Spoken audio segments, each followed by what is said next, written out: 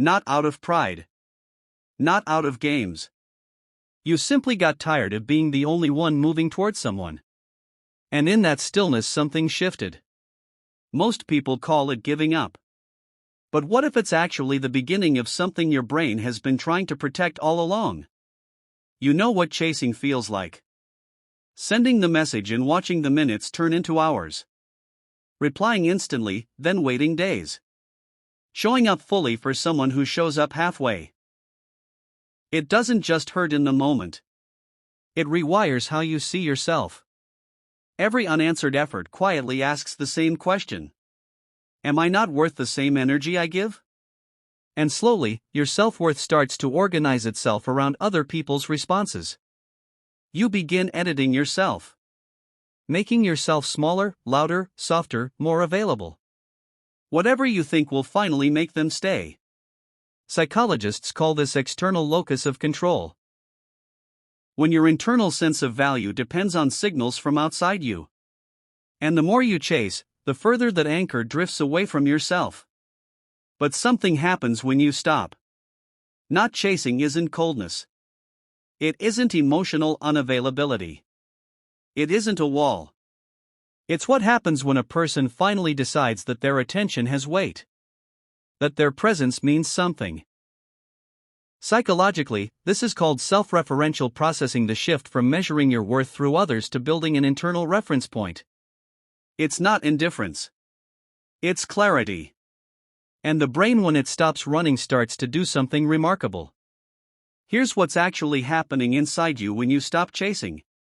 The brain has a system called the default mode network. It activates during rest, reflection, and inward thought.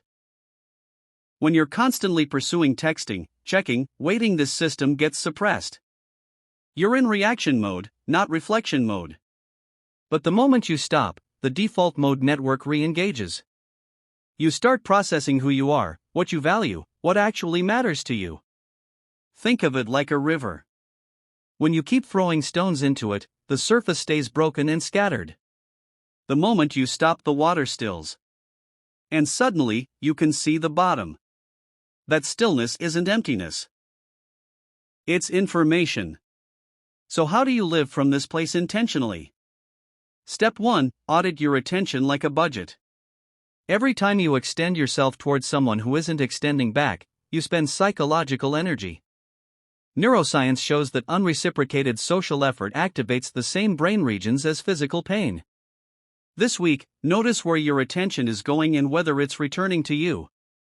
Step 2. Replace pursuit with presence.